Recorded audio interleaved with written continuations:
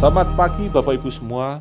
Sebelum kita mulai ibadah raya pada hari ini, mari kita berdoa terlebih dahulu. Terima kasih Tuhan Yesus, pada pagi hari ini meskipun kami kembali ibadah secara online, tapi kami tahu Tuhan ada rencanamu yang indah. Ada rencanamu yang sudah Engkau siapkan yang terbaik bagi kami, sehingga kami bisa tetap berkumpul, bahkan berkumpul bersama keluarga kami. Kami bisa membuat rumah kami menjadi rumah doa-Mu Tuhan, menjadi rumah kesukaan-Mu karena ada damai sejahtera, ada kerukunan dalam kehidupan keluarga kami. Terima kasih Yesus. Berfirmanlah Tuhan, kami sudah siap mendengarkan, dan biarlah kami mendengarkan hanya di dalam nama Tuhan Yesus. Kami sudah berdoa dan mengucap syukur. Haleluya. Amin. Selamat pagi Bapak Ibu semua. Hari ini kita mengalami pengalihan ibadah raya Minggu untuk ketiga kalinya selama pandemi COVID merajalela di bulan Mei 2020, bulan Juni 2021, dan saat ini di bulan Februari 2022. Tentunya pengalihan ibadah raya dari ibadah tatap muka menjadi ibadah online bukan karena gereja takut, melainkan karena gereja wajib mendukung program pemerintah untuk memutus rantai penyebaran COVID-19. Salah satunya dengan melakukan ibadah raya secara online. Jika dirasa penyebaran itu sudah sampai ke daerah gereja, sampai ke daerah lingkungan kita, sehingga gereja tidak menjadi tempat penyebaran. Dan diharapkan dengan beribadah secara online ini juga menjadi sarana bagi kita untuk membangun persekutuan dengan keluarga inti kita di rumah masing-masing. Jadi Bapak Ibu, gereja mengharapkan dengan ibadah online Bapak Ibu bersekutu bersama, membangun hubungan kembali, membangun mezbah Tuhan di dalam rumah masing-masing. Bapak Ibu semua, penyebaran varian baru Omikron yang begitu cepat dalam menginfeksi orang-orang sekitar kita tentunya membuat kita menjadi was-was dan waspada. Tidak bisa sembarangan kita untuk melakukan kehendak kita secara bebas. Protokol kesehatan dan vaksin 2+ booster pun tentunya dibutuhkan agar tubuh kita menjadi lebih terlindungi dan mampu menangkal efek dari virus ini. Oleh karena itu, pastikan kita divaksin dan telah divaksin dan menjalankan protokol kesehatan dengan disiplin. Pagi ini kita akan merenungkan firman Tuhan yang kita yakini dan imani akan kebenarannya, dan kebenaran itu akan merubah cara pandang kita terhadap kehidupan dan merubah kehidupan kita sehingga menjadi lebih baik lagi. Bapak Ibu semua, saya yakin kita semua pernah mengalami yang namanya ketakutan, kecemasan, kekhawatiran, bahkan keputusasaan, atau apapun hal yang membuat kita takut akan sesuatu yang tidak kita harapkan, atau mungkin hal tersebut adalah hal yang kita takuti terjadi dalam kehidupan kita, nggak tahunya terjadi. Ketakutan yang begitu besar tersebut membuat kita kehilangan kekuatan, mungkin kita kehilangan arah, bahkan kehilangan harapan akan masa depan kita. Pernahkah kita merasakan demikian? Saya yakin hal yang menakutkan, kejadian yang menakutkan tersebut pernah kita rasakan. Dan itu akan meninggalkan trauma dalam kehidupan kita. Mungkin dalam bentuk seorang yang kita kasih sakit, atau kita sendiri yang mengalami sakit yang berat, usaha yang bangkrut, tempat usaha kita mengalami kebangkrutan, dan kita terancam PHK, atau mungkin kita sudah di PHK. Saya rasa kita semua merasakan hal-hal yang hampir sama yang apa yang saya katakan tadi. Semua orang. Jika Bapak Ibu ingat khotbah saya di minggu pertama bulan Februari 2022 tentang bagaimana karakter kasih itu, di bagian awal dari khotbah tersebut disebutkan bahwa ada 3 hal yang membuat kita kuat. Yaitu apa? Pertama, iman, yaitu iman percaya kita kepada Tuhan. Yang kedua adalah pengharapan kita di dalam Tuhan. Dan ketiga adalah kasih kita karena Allah adalah kasih. Dalam 1 Korintus 13 dikatakan yang paling besar diantaranya ialah kasih. Mengapa kasih yang paling besar?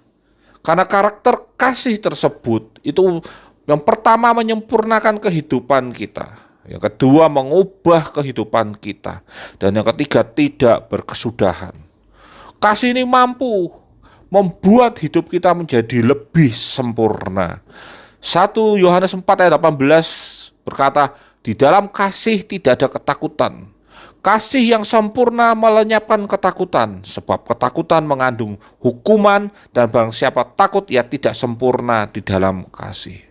Tentu di bulan Februari yang identik dengan kata kasih, love atau cinta, firman Tuhan akan mengingatkan dan mengajarkan kita tentang bagaimana hidup di dalam kasih yang sempurna. Kuncinya adalah bagaimana kasih yang sempurna itu ada di dalam kehidupan kita dan menjadi kekuatan dalam kehidupan kita. Bagaimana kasih yang sempurna itu? Pertama, kita harus pelajari dan kita harus ketahui. Kasih yang sempurna adalah kasih Allah, karena Allah adalah kasih. 1 Yohanes 4 ayat 7-8 berkata, Saudaraku yang kekasih, marilah kita saling mengasihi, sebab kasih itu berasal dari Allah. Dan setiap orang yang mengasihi lahir dari Allah dan mengenal Allah. Barang siapa tidak mengasihi, ia tidak mengenal Allah, sebab Allah adalah kasih. Sifat Allah yang paling utama adalah kasih, sehingga dia buktikan dari pengorbanannya di atas kayu salib, karena kasihnya yang begitu besar sehingga kita bisa selamat. Kasih Allah berbeda dengan kasih versi dunia. Kasih versi dunia, kasihnya lebih transaksional. Ketika dunia menawarkan kasih, dunia sedang bicara tentang tawar-menara, tentang transaksi. Apa yang dunia berikan, mereka mengharapkan balasan yang setimpal atau lebih. Berbeda dengan kasih Allah. Kasih Allah bicara tentang pengorbanan yang menyelamatkan. Pengorbanan yang setimpal dengan apa yang didapatkan oleh orang lain. Bukan tentang apa yang orang lain berikan kepada kita atau kepada Tuhan. Demikian hal yang Tuhan inginkan kepada kita. Agar kasih kita itu adalah kasih yang sama dengan kasih Allah. Kasih yang mengorbankan hidupnya bagi orang lain, agar orang lain itu menjadi hidup lebih baik lagi. Kita membantu orang lain bukan karena kita ingin dibantu, tapi karena kita tahu orang lain itu membutuhkan hal tersebut. Itulah kasih. Kita menolong orang lain bukan karena kita pengen satu waktu orang lain itu akan menolong, atau karena nggak ada orang lain lagi yang menolong, akhirnya kita mau tidak mau. Oh, karena dia saudara kita. Oh, karena dia adalah orang tua kita. Bukan itu. Tuhan inginkan kita menolong orang tersebut, karena orang tersebut memang harus ditolong dan kita wajib menolong. Itulah kasih Allah yang diajarkan dalam hidup kita. Yohanes 15 ayat 13 berkata, tidak ada kasih yang lebih besar daripada kasih seorang yang memberikan nyawanya untuk sahabat-sahabatnya. Kasih yang terbesar adalah kasih yang mengorbankan hidupnya bagi sahabat-sahabatnya. Itulah kasih yang sempurna, kasih Allah kepada kita. Oleh sebab itu perintah Allah kepada kita adalah untuk saling mengasihi. Karena kita dikenali sebagai murid Kristus dan identitas kita dinyatakan dalam kasih. Kasih, kita mencari kebutuhan orang lain dan kita memenuhi kebutuhan orang lain itu. Karena kita tahu itu adalah kewajiban kita, itu adalah panggilan kita. Itulah kasih yang sempurna. Hal yang kedua, kasih yang sempurna adalah kasih dalam kebenaran. 1 Yohanes 4 ayat 17 berkata, dalam hal inilah kasih Allah sempurna di dalam kita, yaitu kalau kita mempunyai keberanian percaya pada hari penghakiman, karena sama seperti Dia, kita juga ada di dalam dunia ini. Hidup dalam kasih adalah hidup dalam kebenaran Allah. Agar apa yang kita lakukan dalam kehidupan kita di dunia ini bisa kita pertanggungjawabkan di masa penghakiman kelak. Hal ini berarti ketika kita hidup dalam kasih, kita tetap harus berpegang pada kebenaran firman Tuhan. Kita wajib menggunakan hikmat kita. Jangan sampai kasih kita menjadi batu sandungan atau malah membuat orang lain tidak berkembang karena kita terlalu mengasihi orang tersebut. Itu bukan kasih, itu mungkin cinta buta. Sama seperti ketika kita mengasihi anak kita. Kasih kita bukan berarti kita memanjakan anak kita. Segala-galanya kita tolong, segala-galanya kita lakukan sendiri. Namun, kasih kita itu dalam bentuk didikan. Itulah kebenaran yang Tuhan ingin ajarkan kepada kita. Supaya kita ketahui, sehingga kita tidak menjadi cinta buta belaka. Namun kita memiliki kasih yang hidup dalam kebenaran Allah, yang hidup dalam hikmat Allah. Yang perlu kita ketahui ketika kita mengasihi bukan berarti kita cinta buta. namun karena kita ingin orang tersebut menjadi lebih baik lagi. Meskipun kadang cara yang kita tempuh adalah hal yang keras, namun jika itu yang terbaik, maka terjadilah. Mengasihi bukan berarti kita kehilangan ketegasan. Mengasihi bukan berarti kita kehilangan roh pendidik kita. Namun kita seharusnya mengasihi untuk mendidik orang lain dan menjadi teladan, contoh teladan dalam kehidupan. Mengasihi berarti kita menggunakan hikmat kita untuk memilah apa yang harus kita lakukan dan apa yang harus kita perbuat, dan semuanya harus seturut dengan firman Tuhan. Karena itulah apa yang kita lakukan di dunia ini harus kita pertanggungjawabkan kelak ketika kita dipanggil Tuhan. Di masa penghakiman nanti, ketika kita percaya masa penghakiman, ketika kita memiliki keberanian untuk percaya pada masa penghakiman, kita akan mempertanggungjawabkan dan kita akan bertanggung jawab atas setiap apa yang kita lakukan. Hal yang ketiga, kasih yang sempurna adalah kasih kepada semua orang. Satu waktu Yesus memberikan perumpamaan tentang orang Samaria yang baik hati. Tentunya kita semua telah mengetahui dengan baik cerita tersebut. Dari seluruh orang yang melewati korban perampokan, hanya satu orang yang berhenti dan menolong orang tersebut dengan tuntas. Kita semua tahu, ya, orang Samaria yang digambarkan sebagai kaum tertolak, kaum marginal, dan hidup bercampur dengan kekafiran, yang dianggap orang Yahudi sebagai makhluk yang dalam kelas kedua, kasta kedua, namun malah menunjukkan bukti kasihnya kepada orang lain. Beberapa kali Yesus mengingatkan murid-muridnya dan kita tentunya, siapakah sesama kita? Ya, sesama kita adalah semua orang. Kasih tidak memilah. Kasih bukan tentang saya dengan orang lain yang saya tentukan. Tapi kasih itu adalah gaya hidup. Kasih itu adalah karakter, dan kasih adalah identitas utama orang Kristen. Jika saat ini saya mengatakan saya mengasihi, berarti saya sedang menunjukkan kepada semua orang karakter asli saya. Artinya saya tidak menutup-nutupi. Dan itu berarti kasih itu adalah ketulusan kita kepada orang lain. Bukan hanya kepada saudara kita, bukan hanya kepada keluarga kita. Tapi kasih itu menjadi nyata kepada setiap orang. Karena ketika saya mengatakan saya mengasihi Allah, maka saya wajib hidup dalam kasih. Dan seperti ayat nas kita di atas, 1 Yohanes 4 ayat 18, di dalam kasih tidak ada ketakutan. Kasih yang sempurna melenyapkan ketakutan. Sebab ketakutan mengandung hukuman, dan barang siapa takut, ia tidak sempurna di dalam kasih. Kasih, ketika kita hidup dalam kasih, kita tidak ada ketakutan dalam kehidupan kita.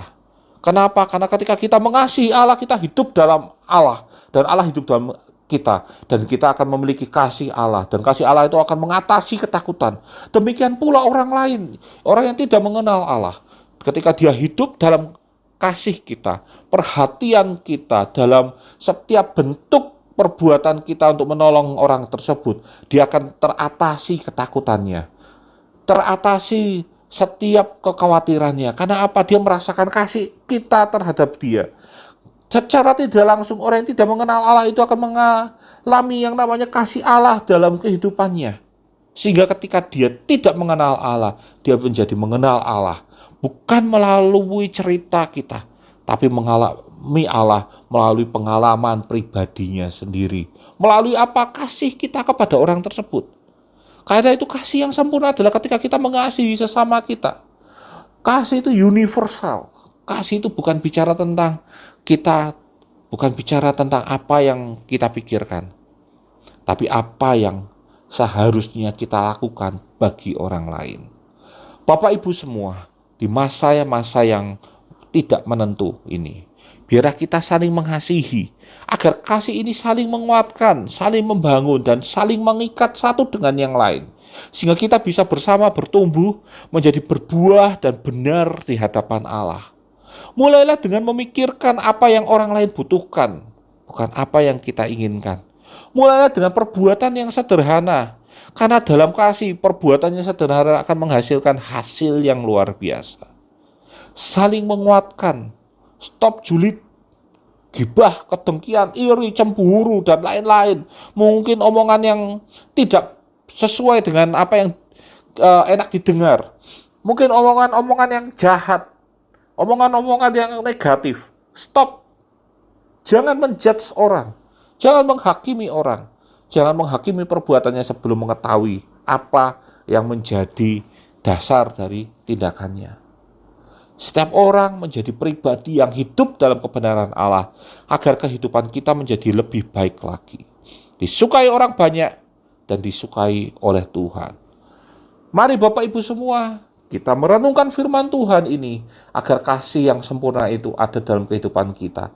Menguatkan kita, menjadikan kita benar di hadapan Allah dan menang terhadap setiap tantangan dalam kehidupan kita. Tuhan memberkati. Amin. Kiranya Engkau memberkati aku berlimpah-limpah dan memperluas